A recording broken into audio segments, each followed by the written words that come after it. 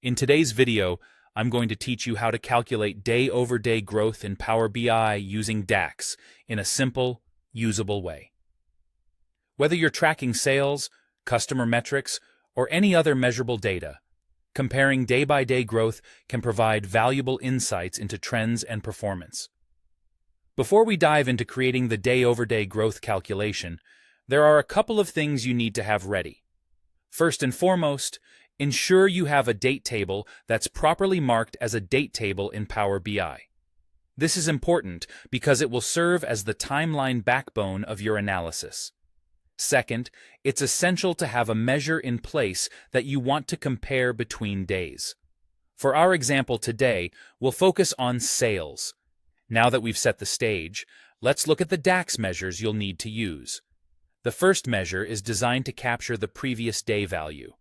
This is crucial because it allows us to compare today's figures with those from the day before. Here's how you define it. Previous day sales equals calculate the total sales, where the date is the previous day of the date. This measure, previous day sales, will retrieve the sales data from the day before the current date context. Think of it as pinpointing a moving target. As you move forward day by day, this measure dynamically adjusts to fetch the sales of the previous day. Next, you'll want to calculate the day-over-day growth percentage. This measure uses the values from both the current day and the previous day to determine the rate of growth. It goes like this.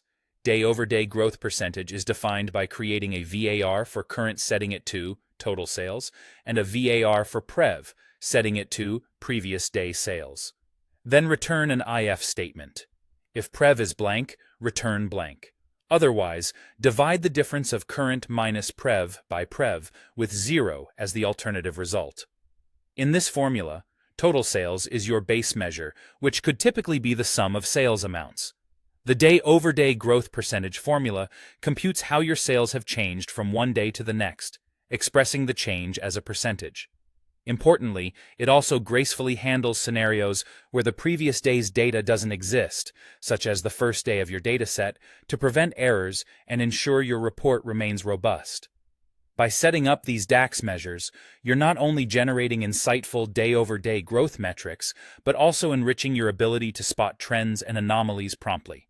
So, there you have it, a structured method to calculate day-over-day growth using DAX in Power BI.